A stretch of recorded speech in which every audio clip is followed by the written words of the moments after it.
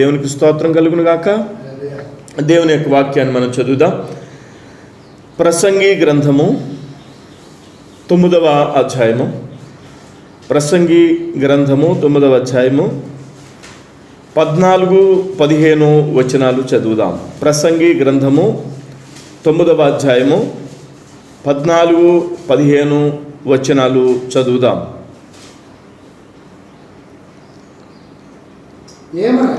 ఏమనగా ఒక చిన్న పట్టణం ఉండెను, దాని యందు కొద్ది మంది కాపురముండిరి.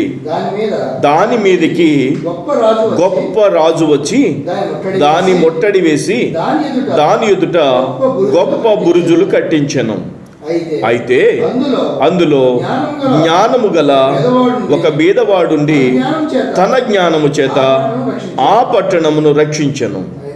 అయినను ఎవరును ఆ బీదవాన్ని జ్ఞాపకముంచుకునలేదు. కట్టబడితివి. హల్లెలూయా. ఈ పాట ఎవరు రాశారో నాకు తెలీదు. పాట రాసిన వాళ్ళు ఎవరన్నా తెలిస్తే ఈ వీడియో చూసేవాళ్ళు క్రింద కామెంట్ చేయండి. ఇంకా అంతేకాదు, ఎప్పుడు నేను అడగలేదు. ఈరోజు ఈ వీడియో చూసే వాళ్ళకి కూడా చెప్తున్నాను. ఏమనంటే, మీరు ఈ ప్రసంగాలు చూస్తున్నారు, ఒక లైక్ ఎందుకు కొట్టకూడదు? ఒకవేళ 100 మంది చూస్తే 3-4 లైకులు కొడితే అది మిగతా వాళ్ళకి వెళ్ళదు. 100 మంది చూస్తే దాంట్లో 50 మంది లైక్స్ కొడితే ఆ వీడియో 500 మందికో 5000 మందికో వెళ్ళద్ది. యూట్యూబ్ యొక్క సిస్టమ్ అలా ఉంటుంది. కాబట్టి చూసిన వాళ్ళు తప్పనిసరిగా దయచేసి లైక్ కొట్టండి. ఈ యొక్క మెసేజ్ని అనేక మందికి చేరేటట్లుగా మీ ప్రయత్నం చేయండి. దేవుడు మిమ్మల్ని దీవించునుగాక. ఆమేన్. ఈ వచ్చిన భాగాన్ని మనం చదవడానికి ప్రభు ఇచ్చినటువంటి అవకాశాన్ని బట్టి దేవునికి స్తోత్రం. సొలొమోను రాసినటువంటి ప్రసంగి గ్రంథము 9వ అధ్యాయము 14వ వచనం చదివితే, ఏమనగా ఒక చిన్న పట్టణం ఉండెను, దాని యందు కొద్ది మంది కాపురముండిరి. దాని మీదకి గొప్ప రాజు వచ్చి దాన్ని ముట్టడి వేసి దాని ఎదుట గొప్ప బురుజులు కట్టించెను. అయితే అందులో జ్ఞానం గల ఒక బీదవాడుండి తన జ్ఞానము చేత ఆ పట్టణము రక్షించెను. అయినను ఎవరును ఆ బీదవానిని జ్ఞాపకం ఉంచుకునలేదు. ఏమన్నా అర్థమైందా? ఏంటి ఇక్కడ రాయబడినటువంటి చిన్న పట్టణం? ఏది ఆ పట్టణం? ఎవరు ఆ యొక్క జ్ఞానం కలిగినటువంటి బీదవాడు?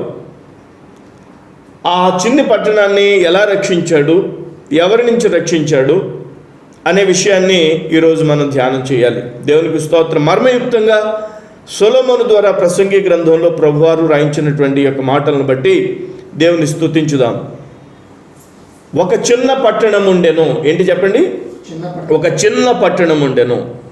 చిన్న పట్టణం ఉండెను అనే ఈ మాట మనకు అర్థం కావడం కోసం ఈ 14-15 వచనాలను మీ మనసులో ఉంచుకోండి. ఈ వచనాలను వివరించే ముందుగా మరికొన్ని విషయాలు మీకు నేను తెలియజేయాలి. ఒక చిన్న పట్టణం ఉండెను అనంటే మనకి పెద్ద పట్టణం ఉందా అనే ప్రశ్న ఆటోమేటిక్గా వస్తుంది. ఒక చిన్న పట్టణం ఉండెను. ఈ చిన్న పట్టణంలో ఒక భయంకరమైనటువంటి పరిస్థితి వచ్చింది. ముట్టడి వేయబడింది ఆ పట్టణం. గొప్ప రాజు వచ్చి దాన్ని ముట్టడి వేసి బురుజులను కట్టించాడు. అయితే ఆ పట్టణంలో ఉన్న జ్ఞానం కలిగినటువంటి బీదవాడు రక్షించాడు. రక్షించినటువంటి ఆ విషయాన్ని ఎవ్వరూ జ్ఞాపకం ఉంచుకోలేదు. అలాంటి పరిస్థితుల్లో ఈ యొక్క చిన్న పట్టణాన్ని మనం ధ్యానం చేయడానికి, ఈ చిన్న పట్టణంలో ఉండేటువంటి ఆ బీదవాడైనటువంటి జ్ఞాని ఎవరో ధ్యానం చేయడానికి ముందుగా, అసలు చిన్న పట్టణం అంటూ ఉందంటే పెద్ద పట్టణం ఏదైనా ఉందా? ఖచ్చితంగా పెద్ద పట్టణం ఉంది. బైబిల్లో పెద్ద పట్టణం అనే పదం లేదు, కానీ ఆ పట్టణమును కూర్చున్నటువంటి వివరాలు మాత్రం నేను మీకు అందిస్తాను. దేవునికి స్తోత్రం కలుగును. ఆ తరువాత, ఎందుకంటే ఈ చిన్ని పట్టణానికి వచ్చినటువంటి ఈ బీదవాడు ఆ పెద్ద పట్టణం నుంచి వచ్చాడు కాబట్టి దేవునికి స్తోత్రం కలుగును గాక. ఈ చిన్ని పట్టణంలో ఉండేటువంటి ఈ బీదవాడు పెద్ద పట్టణం నుంచి వచ్చాడు కాబట్టి ఆ పెద్ద పట్టణం గురించి కూడా మనం ధ్యానం చేయాలి. దేవునికి స్తోత్రం. దానినే నేను మరుగయ్యున్న పట్టణము అని కూడా అంటాను. చెప్పండి, మరుగయ్యున్న పట్టణము లేదా పెద్ద పట్టణము. ఈ పెద్ద పట్టణం అని ఎందుకు అంటున్నానంటే, ఆ పట్టణంలో చాలామంది పడతారు. ఇప్పుడు ఆఫ్రికా దేశాల్లో, అమెరికా దేశాల్లో, ఐరోపా దేశాల్లో, ఆస్ట్రేలియాలో, ఆసియాలో ఉన్న ప్రజలందరూ పడతారు. గత తరతరాల ముందు నుంచి ఉన్న ప్రజలు, తరతరాలకి తరువాత ప్రజలు అందరూ కూడా ఆ పట్టణంలో పడతారు. కాబట్టి అది పెద్ద పట్టణం అని నేను చెప్తూ ఉన్నాను. దేవునికి స్తోత్రం కలుగును గాక. ఆ పట్టణం గురించి ప్రభు అయిన యేసుక్రీస్తు కూడా అన్నారు, ఇదిగో నేను మీకు నివాసాలు ఏర్పాటు చేయడానికి వెళ్తున్నాను, ఒకవేళ మీకు నివాసాలు లేకపోతే నేను మీతో చెప్తాను, మీరు కంగారు పడొద్దు అన్న విషయాన్ని ప్రభు అయినటువంటి యేసుక్రీస్తు చెప్పినటువంటి దాఖలాలు మనం చూస్తాం. చూడండి, 14వ అధ్యాయం, యోహాను సువార్త 14వ అధ్యాయము, యోహాను సువార్త 14వ అధ్యాయము. మీ హృదయమును కలవరపడనీయుకుడి, దేవుని యందు విశ్వాసం ఉంచుచున్నారు, నా యందును విశ్వాసం ఉంచుడి. నా తండ్రి ఇంట అనేక నివాసములు కలవు, లేని ఎడల మీతో చెప్పుదును, మీకు స్థలము సిద్ధపరచ వెళ్ళుచున్నాను అని చెప్పాడు. అంటే అది మహా పెద్ద పట్టణమని మనకు అర్థమవుతుంది. అంటే ఒకవేళ సరిపోకపోతే బోర్డు పెట్టేస్తాను, అడ్మిషన్స్ క్లోజ్డ్ అనో, లేకపోతే ఈ యొక్క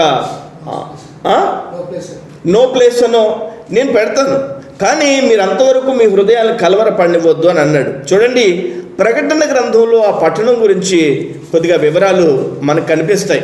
చూడండి, ప్రకటన గ్రంథము 22వ అధ్యాయము 14వ వచనం చూస్తే అక్కడ మనకు కనిపిస్తుంది. చూడండి, 22వ అధ్యాయము ప్రకటన గ్రంథము.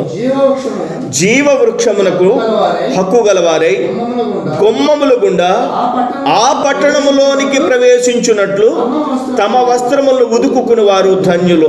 ఆ పట్టణము ఏదంటే ఇప్పుడు నేను చెప్తున్నటువంటి పట్టణం చిన్న పట్టణం కాదు, పెద్ద పట్టణము లేదా మరుగయ్యున్న పట్టణము గురించి చెప్తున్నాను. ఈ పట్టణం గురించి తెలుసుకుంటే ఈ చిన్న పట్టణం ఏంటి అనేది మనకి ఈజీగా అర్థమవుతుంది. దేవునికి స్తోత్రం కలుగును గాక. ఆ పట్టణము అంటే ఆ మరుగయ్యున్న పట్టణంలోనికి వెళ్ళడానికి మనకి దేవుడు కృప చూపిస్తాడు. పట్టణంలోనికి వెళ్ళే వాళ్ళు వస్త్రాలు ఉదుక్కుని సిద్ధపడేవారు ధన్యులు అని అంటాడు. దేవునికి స్తోత్రం. అక్కడ ఏమున్నాయంటే, జీవ వృక్షములకు హక్కు గలవారమే వెళ్తామట, గుమ్మముల గుండా ఆ పట్టణానికి వెళ్తామట. చూడండి, 19వ వచనం కూడా ఒకసారి చూస్తే, ఎవడైనను ఈ ప్రకటన గ్రంథమందున్న వాక్యములు ఏదైనాను తీసివేసిన యెడల దేవుడు ఈ గ్రంథములో వ్రాయబడిన జీవవృక్షంలో నుండి పరిశుద్ధ పట్టణములోనికి వానికి పాలు లేకుండా చేయును. పరిశుద్ధ పట్టణము అని చెప్పి కూడా వ్రాయబడింది. దేవునికి స్తోత్రం. ఏ పట్టణం ఇది?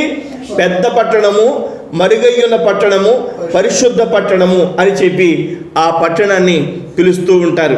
21వ అధ్యాయంలో, ప్రకటన గ్రంథంలో 21వ అధ్యాయంలో మనం చూస్తే 18వ వచనం ఒకసారి చూడండి. 21వ అధ్యాయం 18. ఆ పట్టణపు, ఏ పట్టణం ఇది? మనం చెప్పుకుంటున్నటువంటి పెద్ద పట్టణం. ఇప్పుడు మనం చదువుకునేటువంటి మూలవాక్యంలో ఉన్న చిన్న పట్టణం కాదు, అది నేను ఇంకా వివరణలోకి వెళ్ళలేదు.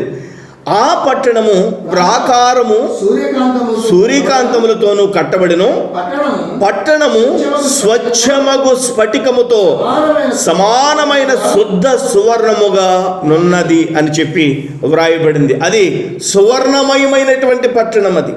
అది స్ఫటికముతో స్వచ్ఛమైన స్ఫటికముతో సమానమైనటువంటి పట్టణం. అది దేవునికి ఒక మహాపరిశుద్ధమైనటువంటి నామానికి స్తోత్రం. 23వ వచనం కూడా చదవండి. ఆ పట్టణములో ప్రకాశించుటకై సూర్యుడైనను చంద్రుడైనను దానికి అక్కరలేదు, దేవుని మహిమయే దానిలో ప్రకాశించుచున్నది. దేవునికి స్తోత్రం. ఆ పట్టణంలోనట సూర్యుడు ఉండాలా అంటే, సూర్యుడు లేని, చంద్రుడు లేని, సూర్యుడు అక్కర్లేని, చంద్రుడు అక్కర్లేని మహా గొప్ప పట్టణం అది, పెద్ద పట్టణం అది, మరుగయ్యున్న పట్టణం అది. ఆ పట్టణం గురించి ప్రభు అయినటువంటి దేవుడు ప్రకటన గ్రంథంలో మనకు రాశాడు. 21వ అధ్యాయంలో 2వ వచనం ఒకసారి చూడండి.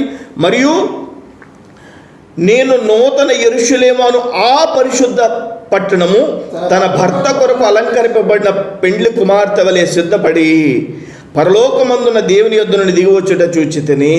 దేవునికి స్తోత్రం. భర్త కొరకు అలంకరించబడుతున్నట్టు పెండ్లి కుమార్తె వలె సిద్ధపడి, ప్రియమైనటువంటి వాళ్ళరా, దేవుని యొక్క సన్నిధానంలో మనం గమనించినప్పుడు ఈ యొక్క పరిశుద్ధ పట్టణము అనేది దేవుని యొక్క మహాకృపలో మనం ధ్యానం చేస్తున్నప్పుడు, ఈ యొక్క పరిశుద్ధ పట్టణం అనేది దేవుని యొక్క సన్నిధి అనేది దేవుని యొక్క ప్రకటించబడినటువంటి మహా పట్టణం, మరుగై ఉన్న పట్టణం అనేది ఎక్కడ ఉందంటే పరలోక పట్టణం, పరలోక రాజ్యంలో ఉంది. దేవునికి స్తోత్రం. మనకు ఒక పాట తెలుసు, పాత పాట పరలోక పట్టణం గురించి, గుర్తుందా మీకు?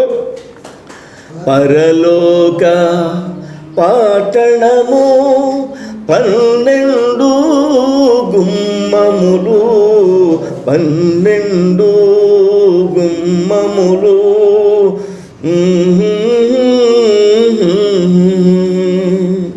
పాత పాట పరలోక పట్టణం గురించి వ్రాయబడింది. పరలోక పట్టణం మీద చాలా పాటలు ఉన్నాయి కదండి, చాలా పాటలు ఉన్నాయి. పరలోకము నా దేశము, పరదేశిని నీలామయలోకమేగా నేను యాత్రికుడను, ఎంతో అందమైనది పరలోకము, అసమానమైనది నా దేశము. ఆ పట్టణం, ఆ దేశం, పరలోకం అనేది ఎంతో అందమైందట. నేను నిన్న ఒక పాట విన్నాను. ఆ పాట జస్ట్ ట్యూన్ మర్చిపోయిన, ఒకసారి విని ఇక్కడ పాడడానికి ట్రై చేస్తాను. దేవునికి స్తోత్రం కలుగును గాక.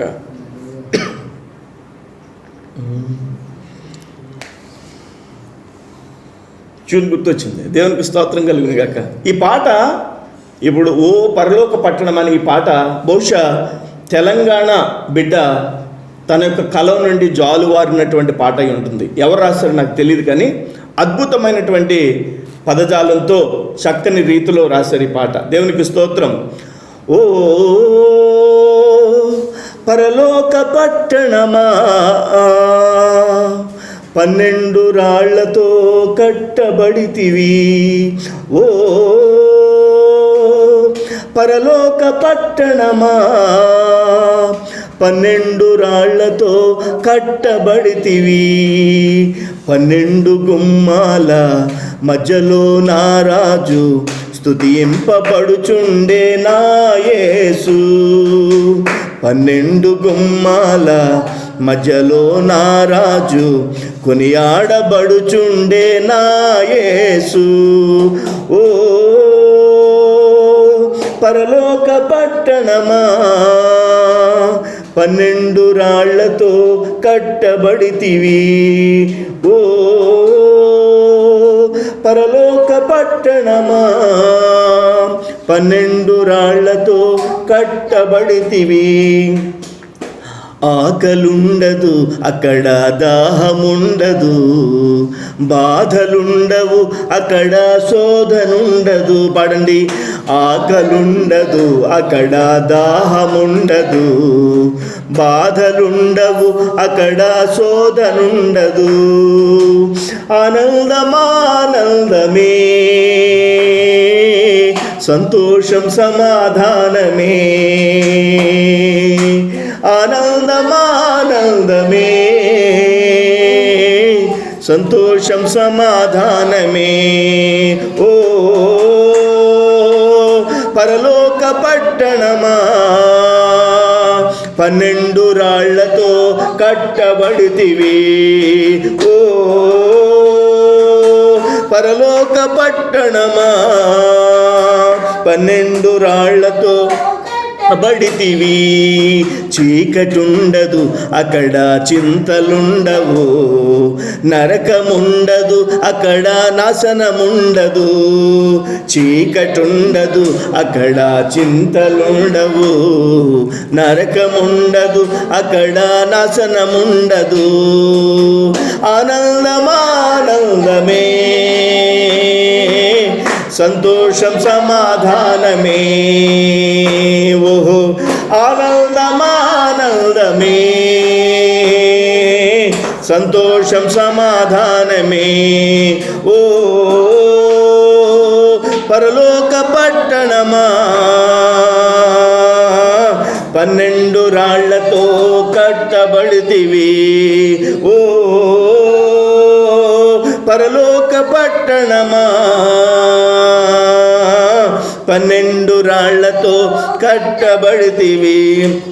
జీవముండును అక్కడ ఫలములుండును, మహిమ ఉండెను అక్కడ స్తోత్రముండెను. జీవముండును అక్కడ ఫలములుండును, మహిమ ఉండెను అక్కడ స్తోత్రముండెను. ఆనందమానందమే, సంతోషం సమాధానమే. ఓహో ఆనందమానందమే, సంతోషం సమాధానమే. ఓ పరలోక పట్టణమా, 12 రాళ్లతో కట్టబడితివి. ఆకలుండదు అక్కడ, దాహముండదు. వండుకోవాల్సిన పనే ఉంది, కడుక్కోవాల్సిన పనే ఉంది. ఆకలుండదు అక్కడ, దాహముండదు. బాధలుండవు అక్కడ, శోధనుండదు. చీకటుండదు అక్కడ, చింతలుండవు. నరకముండదు అక్కడ, నాశనముండదు. జీవముండును అక్కడ, ఫలములుండును. మహిమ ఉండును అక్కడ, స్తోత్రముండును. ఆనందమానందమే, సంతోషం సమాధానమే. ఓహో ఆనందమానందమే, సంతోషం సమాధానమే. ఆహా ఓ పరలోక పట్టణమా, 12 రాళ్లతో కట్టబడితివి. 12 గుమ్మాల మధ్యలో నా రాజు, స్తుతింపబడుచుండే నా యేసు. 12 గుమ్మాల మధ్యలో నా రాజు, కొనియాడబడుచుండే నా రాజు. ఓ పరలోక పట్టణమా, 12 రాళ్లతో కట్టబడితివి. అది మహాపట్టణం అంటే, అది మహాపట్టణం అంటే. అక్కడ సూర్యుడు ఉండడు, చంద్రుడు ఉండడు, అక్కడ ఆకలి ఉండదు, దప్పికుండదు, చింతలుండవు, అక్కడ నరకం ఉండదు, అక్కడ నాశనం ఉండదు, ఎలాంటి బాధ ఉండదు. ఆనందమే. అక్కడ జీవ వృక్ష ఫలములు ఉంటాయి, అక్కడ మహిమ ఉంటుంది, అక్కడ స్తోత్రాలు ఉంటాయి. దేవుని సన్నిధిలో ఆనందం, సంతోషం, మహానందం, సమాధానం ఉంటుంది అక్కడ. కాబట్టి అలాంటి పరలోక పట్టణము నుండి ప్రభువైనటువంటి దేవుడు మహిమను తగ్గించుకొని ఈ లోకానికి శరీరధారిగా చిన్ని పట్టణానికి వచ్చాడు. దేవునికి స్తోత్రం, హల్లెలూయా. ఆ మహాపట్టణంలో దేవుడు మహిమ సింహాసనం మీద దివారాత్రులు దేవుని యొక్క దూతలు పొగుడుతూ ఉన్నారు. పరిశుద్ధుడు, పరిశుద్ధుడు, పరిశుద్ధుడు, పరిశుద్ధుడు, పరిశుద్ధుడని దివారాత్రులు పొగడబడుతున్నటువంటి ఆయన ఈ లోకానికి శరీరధారిగా వచ్చాడు. దేవునికి స్తోత్రం. దేవుని యొక్క వాక్యంలో మనం పరిశీలన చేసినప్పుడు కీర్తనల గ్రంథం 24వ అధ్యాయం 1వ వచనం చూడండి ఒకసారి. కీర్తనల గ్రంథము 24వ అధ్యాయము 1వ వచనం, 24వ కీర్తన 1వ వచనం. భూమియు దాని సంపూర్ణతయు, లోకమును దాని నివాసులను యెహోవాయే. భూమి దాని సంపూర్ణత, లోకం దానిలో ఉండేటువంటి నివాసులందరూ దేవుడి. ఏ దేవుడు అంటే మహాపట్టణంలో మహామహిమలో తేజోసింహాసనం మీద ఆసీనుడై దివారాత్రులు పొగడబడుతున్నటువంటి ఆ దేవదేవుడే సమస్తాన్ని నియమించారు. దేవునికి స్తోత్రం. భూమియు దాని సంపూర్ణత, సమస్తమైనటువంటి గ్రహాలు, సమస్తమైనటువంటి పాలపుంతలు, సమస్తమైనటువంటి సముద్రాలు అన్నీ ఆయనవే అయి ఉన్నాయి. దేవునికి స్తోత్రం కలుగును గాక. హగ్గై చెప్తూ ఉంటాడు 2వ అధ్యాయం 8వ వచనం. హగ్గైలో వెండి నాది, బంగారం నాది అని అంటాడు. అంటే భూమిలో ఉండేటువంటి సమస్తము కూడా ఆయనదే. బంగారం ఎక్కడి నుంచి వస్తుంది? భూమిలోంచి. వెండి ఎక్కడి నుంచి వస్తుంది? భూమిలోంచి. తారు ఎక్కడి నుంచి వస్తుంది? ఆయిల్ ఎక్కడి నుంచి వస్తుంది? ఏమండి, అన్నీ కూడా భూమిలోంచి వస్తాయి. భూమి దాని సంపూర్ణత ఎవరిదట? దేవదేవుడిది. ఆయన మహాసంపన్నుడు. ఆయన లాంటి సంపన్నుడు ఎవరున్నారు చెప్పండి? ఆయన సమస్తము కూడా ఆయన కలుగు చేసింది, ఆయన సొంతం. దేవునికి స్తోత్రం కలుగు. అలాంటి మహాపట్టణంలో ఉండాల్సినటువంటి ఆ దేవుడు మహిమను అక్కడ విడిచిపెట్టి శరీరధారిగా క్రీస్తు యేసు ప్రభుగా ఈ లోకానికి వచ్చాడు, ఈ భూమి మీదకి వచ్చాడు. ఈ భూమి చిన్న పట్టణం. దేవునికి స్తోత్రం. ఇప్పుడు మీకు బాగా అర్థం కావాలి, పెద్ద పట్టణం అంటే ఏంటి? పరలోక పట్టణం, మనం వెళ్ళబోయే పట్టణం. ఆ పట్టణం కోసమే మన యొక్క ప్రయాస. చిన్ని పట్టణం అంటే ఏంటంటే ఆ సృష్టి యావత్తులో దేవుడు చేసినటువంటి భూమి మీద ఉండేటువంటి నివాసులు ఉండేటువంటి ఆ ప్రాంతం. దేవునికి స్తోత్రం. ఆది ఆదాము అవ్వలు ఏర్పాటు, మరి ఆది ఆదాము అవ్వని తయారు చేసి ఏ భూమి మీద అయితే పెట్టాడో ఆ భూమి మీదకి ప్రభు అయినటువంటి దేవుడు ప్రతి సాయంకాల పూట వచ్చి వాళ్ళతో ముచ్చడించేవాడు, వాళ్ళతో స్నేహంగా మాట్లాడేవాడు. అలాంటి పరిస్థితుల్లో ఆ యొక్క స్నేహభావాన్ని చెడగొట్టడానికి, ఆ యొక్క ప్రభు దేవునికిని ఆ యొక్క నరులకు మధ్య సత్సంబంధాన్ని పోగొట్టడానికి ఒక రాజు వచ్చాడు. ఆ రాజు పరలోకం నుంచి గింటివేయబడినటువంటి రాజు. ఆ రాజు మరి భయంకరమైనటువంటి రాజు. ఆ రాజు వచ్చి ఏం చేశాడో తెలుసా? ఈ చిన్ని పట్టణం మీద దాడి చేశాడు, చిన్ని పట్టణాన్ని దోచుకున్నాడు, చిన్ని పట్టణాన్ని కబలించాడు, చిన్ని పట్టణాన్ని ఆక్రమించుకుని అక్కడ బురుజులు వేశాడు. చూడండి, ప్రసంగి గ్రంథంలో మనం చదువుకున్నటువంటి వచ్చిన భాగాల్ని ఇప్పుడు మరోసారి చదువుకుందాం. ప్రసంగి గ్రంథము 9వ అధ్యాయము, ప్రసంగి 9:14 వచనం. ఏమనగా ఒక చిన్న పట్టణం ఉండేది. ఇప్పుడు అర్థం అవ్వాలి మీకు. పెద్ద పట్టణం గురించి ఎందుకు చెప్పాను? ఈ చిన్ని పట్టణానికి పెద్ద పట్టణానికి ఉన్న సంబంధం గురించి చెప్పాను. ఈ చిన్ని పట్టణం అంటే ఏంటంటే ఈ భూమి మీద ఉండేటువంటి దేవుని యొక్క ప్రజలు నివాసం ఉండేటువంటి ప్రాంతం. దేవునికి స్తోత్రం. అసలు ఇది ఈ యొక్క జనాంగం ఎక్కడి నుంచి ప్రారంభమైందంటే కొద్ది మందితో ప్రారంభమైంది. ఆది ఆదాము అవ్వలతో ప్రారంభమైంది. కొద్ది మంది. దేవునికి స్తోత్రం కలుగును గాక. ఈ చిన్న పట్టణం దాని యందు కొద్ది మంది కాపురం ఉండేది. దేవునికి స్తోత్రం. దాని మీదకి గొప్ప రాజు వచ్చి దాన్ని ముట్టడి వేసి దాని ఎదుట గొప్ప బురుజులు కట్టించను. గొప్ప రాజు వచ్చాడు. ఆ భయంకరమైనటువంటి రాజు వచ్చి ముట్టడి వేసి దాని ఎదుట గొప్ప బురుజుల్ని కట్టించి దాన్ని ఆక్రమించుకున్నాడు. దేన్ని చెప్పండి? ఈ యొక్క చిన్ని పట్టణాన్ని. అయితే అందులో జ్ఞానము గల ఒక బీదవాడుండి. ఏంటి? బీదవాడా? ఎవరి బీదవాడు? ఇప్పుడు వరకు మనం ఏ దేవుడైతే మహా సంపన్నుడని, భూమియు దాని సంపూర్ణతయు ఆయన సొంతమని, సమస్తమైనటువంటి ఆ యొక్క గ్రహాలు ఆయనవని ఎవరి గురించి అయితే చెప్పుకుంటున్నామో ఆయన గురించి ఇక్కడ వ్రాయబడింది బేదవాడు అని చెప్పి. దేవునికి స్తోత్రం. ఆ ప్రభువు బేదవాడుగా ఎందుకు మార్చబడ్డాడంటే నిన్ను నన్ను ప్రేమించి రక్షించడానికి. దేవునికి స్తోత్రం కలుగునుగాక. అందులో జ్ఞానం కలిగిన బేదవాడుండి తన జ్ఞానము చేత ఆ పట్టణం రక్షించను. ఈ లోకంలో ఉండేటువంటి జనాల్ని, ప్రజల్ని రక్షించడానికి పరలోకం నుంచి దిగి వచ్చినటువంటి ఆ యొక్క మహాప్రభు అయినటువంటి యేసుక్రీస్తు బీదవాడుగా ఈ లోకానికి వచ్చాడు. ఆయన పుట్టినప్పుడు ఆయన పడుకోవడానికి స్థలం లేదు, ఆయన మరి ప్రసవించడానికి స్థలం లేదు. అలాంటి పరిస్థితుల్లో ఆ యొక్క తల్లి మరియా, ఆ యోసేపు ఆయా స్థలాలు తిరుగుతూ పశువుల పాకలోనికి వెళ్ళి ఆ పశువుల తొట్టెలో పరుండబెట్టారు ప్రభు అయినటువంటి యేసుక్రీస్తు అనబడినటువంటి శిష్యుణ్ణి, యేసుక్రీస్తు అనబడినటువంటి ఆ యొక్క శిశువుని. దేవునికి స్తోత్రం కలుగునుగాక. కాబట్టి ఆయన అంత మహిమ కలిగిన వాడై ఉండి, అంత ధనవంతుడై ఉండి, లేకపోతే అంత ఆస్తికి కర్త అయి ఉండి ఆయన ఏమయ్యాడంటే పేదవాడుగా. ఆయన కంటే పేదవాడు ఎవడన్నా ఉన్నాడా? ఇప్పుడు చెప్పండి. యేసు కంటే పేదవాడు ఎవడైనా ఉన్నాడా? లేడు. యేసు కంటే పేదవారు ఎవ్వరూ లేరు. యేసు అంటున్నాడు ఒకసారి, నక్కలకు బొరియలున్నాయి, ఆకాశ పక్షులకి గూళ్ళున్నాయి, మనుష్య కుమారుడు తలవాల్చుకోవడానికి స్థలం లేదు. అంత బీదవాడు. ఫిలిప్పీయులకు రాసిన పత్రిక 2వ అధ్యాయం 8వ వచనం చూస్తే అపోస్తలుడైన పౌలు చెప్తాడు అక్కడ.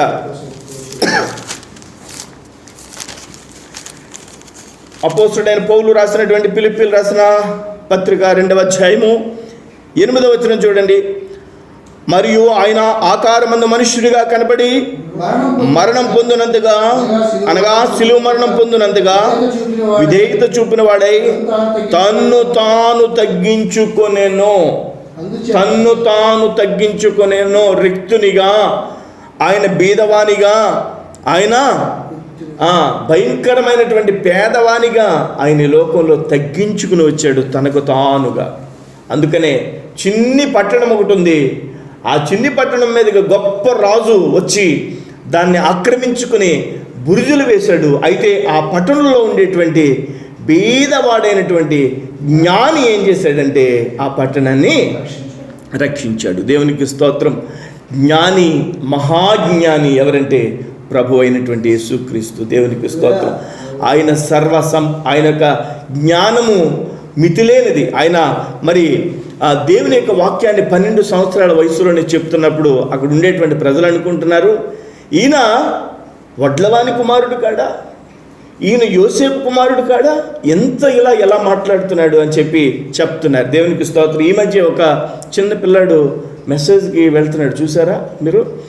ఆ కుర్రాడి పేరు ఏంటో తెలియదు కానీ షూట్ వేసుకుని మాట్లాడుతున్నాడు, వాక్యం చెప్తున్నాడు. చక్కగా పెద్ద పెద్ద పాస్టర్లు కూర్చుంటుంటే స్టేజ్ అంతా కలదిరిగి మాట్లాడుతున్నాడు. చిన్నపిల్లడు, 12 సంవత్సరాలు ఉంటాయి. ఆ తల్లిదండ్రులని ఎంతో సంతోషపెడతారు. ఆ బాబు వాక్యం చెప్తూ ఉన్నాడు అనమాట. నాకు చూసి చాలా ఆశ్చర్యం వేసింది. అంటే ఆ పిల్లాడిలో అంత జ్ఞానం ఎలా వచ్చింది అంటే దేవుని యొక్క కృప. దేవునికి స్తోత్రం. అయితే సర్వ సంపదలకు కర్త అయినటువంటి ప్రభు అయినటువంటి యేసుక్రీస్తు లోకానికి పేదవాడుగా, కఠిన పేదవాడుగా వచ్చి ఆయన ఏం చేశాడంటే ఈ లోకంలో మనందరి కోసం సిలువ మోయినంతగా, సిలువ మరణం పొందినంతగా విధేయత చూపించి తనకు తానుగా తగ్గించుకుని రిక్తుడిగా ఆయన మారిపోయి, కఠిన పేదవాడిగా మారిపోయి, ఆయన నిలబడడానికి స్థలం లేనివాడిగా, ఆయన మరి తలవాల్చుకోవడానికి స్థలం లేనివాడిగా, ఆయన మరి లోకంలో భూమి మీదకి ఆయన పుట్టేటప్పుడు కూడా ఆయనకి స్థలం లేనివాడిగా, ఆయన కఠిన భేదవాడిగా మనం చూస్తూ ఉన్నాం దేవుని యొక్క వాక్యంలో. దేవునికి స్తోత్రం కలుగును గాక. హల్లెలూయా. దీన్ని మనం ఏమంటున్నామంటే చిన్న పట్టణము. ఇప్పుడు చూడండి, చిన్ని పట్టణం పరలోకంలో దేవుని యొక్క మహిమను కాదనుకుని దేవుని మీద వ్యతిరేకం తిరిగినటువంటి ఆ యొక్క సాతాను పడగద్రోయబడితే ఆ సాతాను ఏం చేసిందంటే భూమి మీదకి వచ్చి ఈ చిన్ని పట్టణమైనటువంటి దీన్ని ఏం చేశాడంటే కబళించుకుని హస్తగతం చేసుకుని బురుజులు వేయడానికి చూస్తున్నప్పుడు దేవాది దేవుడు మహిమను విడిచిపెట్టి లోకానికి కట్టిన భేదవాడిగా వచ్చి జ్ఞాని అయినటువంటి ఆయన ఈ యొక్క భూమిని, లేకపోతే ఈ పట్టణాన్ని, ఈ యొక్క లోకాన్ని రక్షించాడు. దేవునికి స్తోత్రం. రక్షించబడినటువంటి ఆ జన సమూహంలో ఎవరు ఉన్నాం? మనం కూడా ఉన్నాం. అయినను ఎవరును ఆ భేదవాణిని జ్ఞాపకం ఉంచుకొనలేదు కదా. అంతే కదా. ప్రభు అయినటువంటి యేసుక్రీస్తుని జ్ఞాపకం ఉంచుకునేవారు ఎవరండి ఈ లోకంలో? చాలా తక్కువ మంది. అయినను ఎవరు నా భేదవాణిని జ్ఞాపకం ఉంచుకోలేదు. ఈ లోకంలో ప్రభు అయిన యేసుక్రీస్తు చేసినటువంటి ఆ రక్షణ కార్యాన్ని ఈ లోకంలో ఉండేటువంటి ప్రజలు మరి జ్ఞాపకం ఉంచుకోలేదు. కానీ రక్షించబడిన మనకైతే ఆయనను గూర్చినటువంటి జ్ఞాపకాలు ఎప్పుడూ ఉంటాయి. దేవునికి స్తోత్రం కలుగునుగాక. హల్లెలూయా, హల్లెలూయా. మరి 2 పట్టణాల గురించి చెప్పాను. ఒకటి ఏంటి చెప్పండి? మరుగై ఉన్న పట్టణము, రెండోది చిన్న పట్టణం. మరుగై ఉన్న పట్టణము లేదా పరిశుద్ధ పట్టణము లేదా పెద్ద పట్టణము. ఆ పట్టణానికి, మొదటి పట్టణానికి ఆ పేరు పెట్టాం. రెండో పట్టణానికి ఏం పేరు? చిన్ని పట్టణం. అందుకని మనం బాగా అర్థం అవడం కోసం పెద్ద పట్టణము, చిన్న పట్టణము. హల్లెలూయా, హల్లెలూయా. ఇక 3వ పట్టణం కూడా ఒకసారి మీకు గుర్తు చేస్తాను.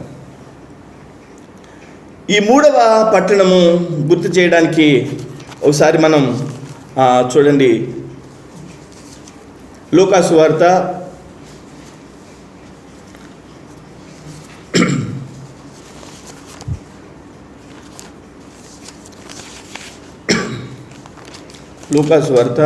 10వ అధ్యాయము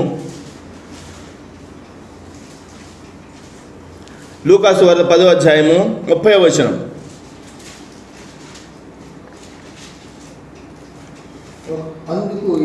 అందుకు యేసు ఇట్లనెను, ఒక మనుష్యుడు యెరూషలేము నుండి యెరికో పట్టణమునకు దిగి వెళ్ళుచు దొంగల చేతిలో చిక్కెను. చాలు, ఈ పారాగ్రాఫ్ అంతా మనకు తెలుసు.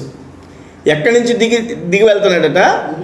యెరూషలేము నుంచి యెరికో. అంటే యెరూషలేము ఎత్తులో ఉంది, యెరికో పల్లంలో ఉంది. ఈ ఎత్తులో ఉన్న ఈ యెరూషలేమే చిన్న పట్టణము. దేవునికి స్తోత్రం, హల్లెలూయా. అంటే యెరూషలేము అంటే ఆ కేవలం ఇజ్రాయెల్ దేశంలో ఉన్న యెరూషలేమే కాదు, భూమి మీద ఉండేటువంటి సమస్త జనాంగానికి చెందినటువంటి యెరూషలేము పట్టణం అది. దేవునికి స్తోత్రం. అయితే ఇక్కడ చూడండి, పరమ యెరూషలేము గురించి ఇందాక చెప్పుకున్నాం మనం.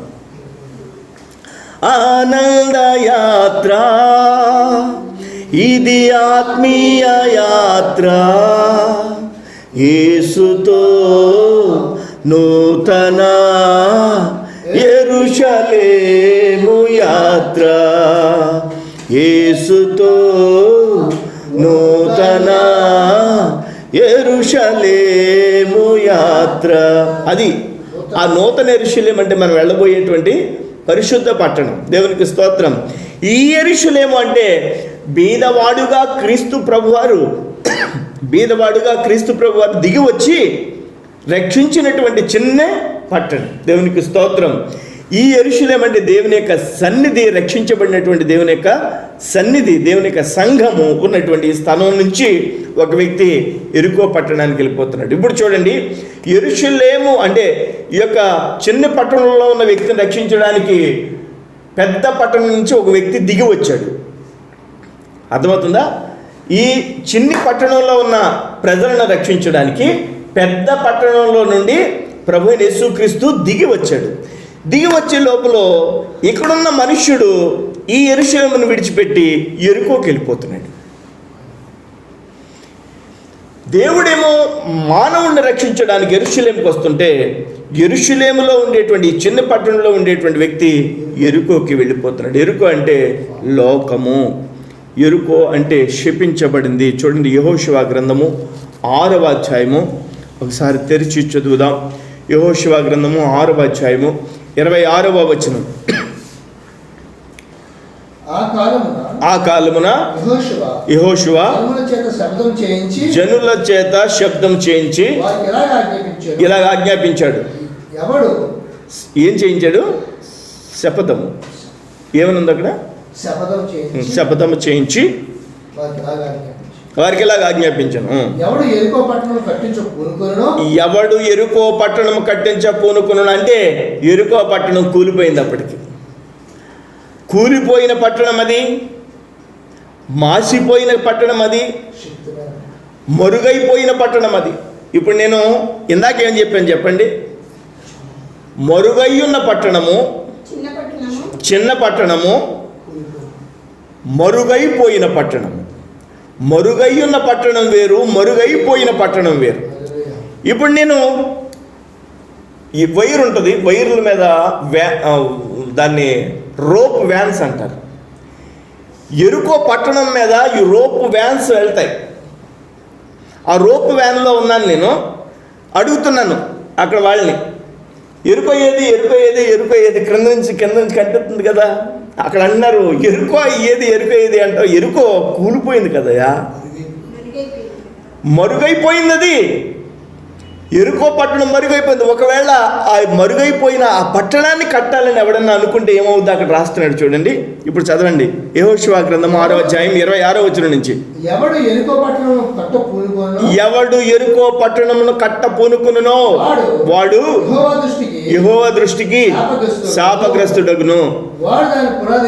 వాడు దాని పునాది వేయగా జ్యేష్ఠ కుమారుడు చచ్చును, తలుపులు నిలబెట్టగా కనిష్ఠ కుమారుడు చచ్చును. అంటే ఆ శపితమైపోయినటువంటి పట్టణం, మరుగైపోయినటువంటి పట్టణం ఇప్పటికే అలాగే ఉంది. పునాదులు కదిలిపోయి, పునాదుల నుంచి యెరికో కోట గోడలు కూలిపోయాయి. ఆ యొక్క యెరికో మొత్తం ఏమైపోయింది? మొత్తం శపితమైపోయింది. శపితమైపోయినటువంటి లోకంలోనికి ప్రజలు వెళ్ళిపోతున్నారు. చిన్ని పట్టణంలోనికి యేసయ్య రక్షిందామని పరలోకాన్ని విడిచిపెట్టి దీనుడుగా, రిక్తునిగా, పేదవానిగా ఈ లోకానికి వచ్చాడు. ఈ లోకంలో బాగా పేదవాడు ఎవరు అనంటే ఫస్ట్ ఎవరని చెప్పగలం మనం? చెప్పండి, జీసస్ క్రైస్ట్. హల్లెలూయా. ఈ లోకంలో బాగా ధనవంతుడు అంటే ఎవరని చెప్తాం? బిల్ గేట్స్ అని లోకం చెప్పుద్ది. మనమైతే ఎవరని చెప్తాం? Jesus Christ. హల్లెలూయా. ఎందుకంటే భూమియు దాని సంపూర్ణతయు ఆయనవి. ఇక ఆకాశంలో ఉండే నక్షత్ర మండలాలన్నీ ఆయనవే, సముద్రాలన్నీ ఆయనవే. ఆయన సమస్తమైనటువంటి హక్కుదారుడు. కానీ ఆయన ఈ లోకానికి ఎలా వచ్చాడంటే మహిమను విడిచిపెట్టి ఒక పేదవాడిగా వచ్చాడు. కారణం ఏంటంటే నువ్వు నేను. దేవునికి స్తోత్రం. ప్రభువా, నీ మహిమను కాదనుకుని నన్ను ప్రేమించి లోకానికి వచ్చావు. ప్రభువా, నేను ఎరుకోకి వెళ్ళిపోతున్న సమయంలో దేవా, మంచి సమరయుని వలె నువ్వు వచ్చి నన్ను ప్రేమించి ఇదిగో ఈ యొక్క సంఘము అనేటువంటి చిన్న పట్టణంలో పెట్టావయ్యా. దేవునికి స్తోత్రం. ఇప్పుడు మనం ఎక్కడున్నాం చెప్పండి? సంఘము, సార్వత్రిక సంఘము అనేటువంటి చోటు ఉన్నాం. ఇక్కడ నుండి ఎరుకోకు లాక్కెళ్ళిపోదామని సాతాను, ఇక్కడ నుండి పైకి తీసుకెళ్ళిపోదామని పరిశుద్ధాత్మ. మరలా చెప్తున్నాను, ఇక్కడ నుండి ఈ చిన్ని పట్టణం నుంచి పైకి తీసుకెళ్దామని పరిశుద్ధాత్మ, క్రిందకి తీసుకెళ్దామని దురాత్మ. క్రిందికి తీసుకెళ్ళిపోదామని ఎరుకోకు తీసుకెళ్ళిపోదామని దురాత్మ, పైకి తీసుకెళ్దామని పరిశుద్ధాత్మ. ప్రభు అయినటువంటి యేసుక్రీస్తు మనకి ప్రేమించి ఇక్కడ వ్రాయించాడు. ఒక చిన్న పట్టణం ఉండేను. మరలా మూలవాక్యం చదువుదాం. ప్రసంగి గ్రంథము 9వ అధ్యాయం 14-15 వచనాలు చదువుకుని ముగించుకుందాం. ప్రసంగి గ్రంథము 9వ అధ్యాయము. ఏమనగా ఒక చిన్న పట్టణం ఉండెను, దాని యందు కొద్ది మంది కాపురం ఉండిరి. అంటే ఆది ఆదాము అవ్వ మొదలుకుని ఇప్పటి వరకు. ఇప్పుడు చూడండి పెద్ద పట్టణంలో ఎంతమంది పడతారు? చాలామంది పడతారు. ఎప్పటి నుంచి ఉన్నవాళ్ళు, పుట్టినవాళ్ళు పడతారు? ఆది ఆదాము దగ్గర నుంచి చనిపోయిన వాళ్ళందరూ కూడా ప్రభునందు నీతిమంతులుగా ఉన్న వారందరూ పరలోక రాజ్యంలో పడతారు కదండి. ఇన్ని వేల సంవత్సరాల నుంచి ప్రభు రాకడ ఆలస్యమైతే ఇంకో 1000 సంవత్సరాల తర్వాత వచ్చాడు అనుకోండి, అప్పటి వరకు కూడా అన్ని దేశాల్లో ఉన్నవాళ్ళు. చైనా దేశం ఒక స్లోగన్ పెట్టింది, ఒకరు లేదా అసలొద్దు. ఎందుకంటే చైనా అంతా కూడా ఎక్కడ చూసినా జనాలే. దేవునికి స్తోత్రం. మన యాదవులు వెళ్తున్నప్పుడు, యాదవుల్లో చిన్నపిల్లలు చూసినప్పుడు నాకు ఎంత సంతోషం అవుతుందో. దేవునికి ఏ వీధిలోకి వెళ్ళిన చిన్నపిల్లలే ఉంటాం. దేవునికి స్తోత్రం. హల్లెలూయా. ఎందుకంటే ఆ చిన్నపిల్లలు చూసినప్పుడు స్కూళ్ళల్లో వాళ్ళు ఉంటారు, దేవుని చదువుకుంటారు. దేవునికి స్తోత్రం కలుగును గాక. హల్లెలూయా. ఇప్పుడు చైనా వాళ్ళు అలా పెట్టారు. మన ఇండియా వాళ్ళు ఏమని పెట్టారు? ఒకరు లేదా ఇద్దరు. చైనా వాళ్ళేమో ఒకరు లేదా వద్దు. ఆ విధంగా పెట్టి జనాన్ని తగ్గించుకుంటున్నారు. ఇక్కడ జనాన్ని తగ్గించుకోవడానికి ప్రయత్నం చేస్తున్నారు. వేసే అన్నారు, రే ఎంతమంది వస్తారండి, ఒకవేళ ఫిలప్ అయిపోతే నేను బోర్డు పెట్టేస్తాను. మీకు చెప్తాను కదా, బోర్డు పెట్టలేదంటే దాని అర్థం ఏంటంటే ఎంతమందికైనా.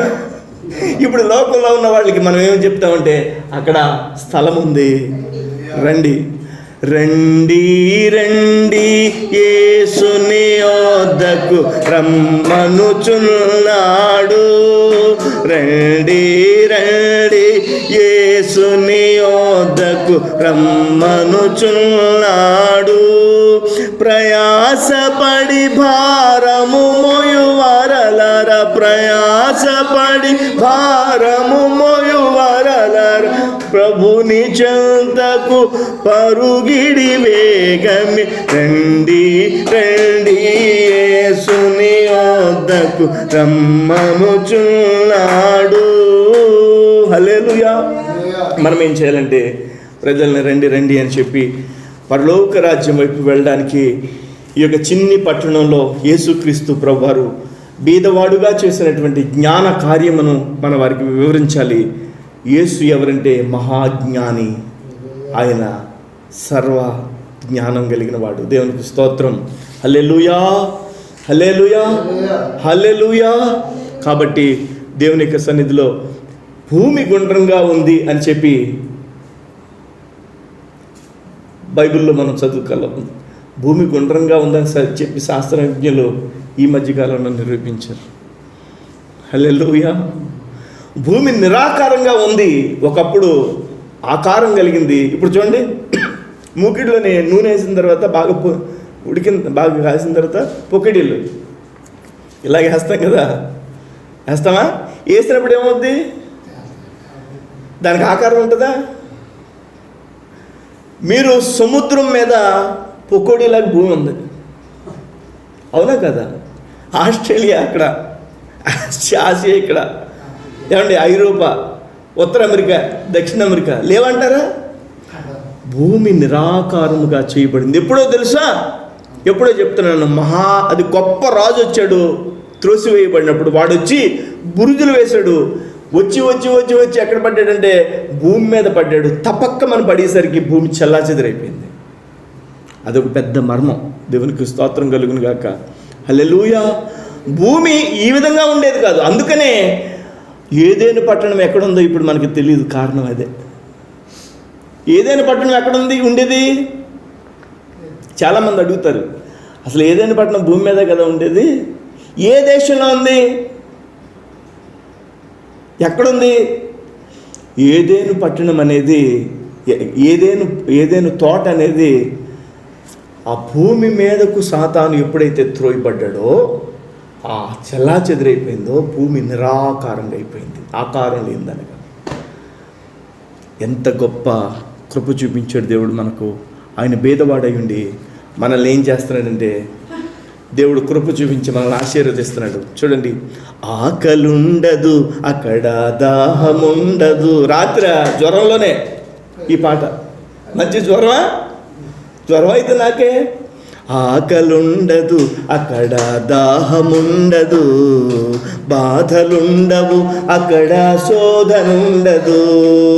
ఆకలుండదు అక్కడ దాహముండదు, బాధలుండవు అక్కడ శోధనుండదు. వాటర్ వేడి నీళ్ళు అని తాగుతాను నేను.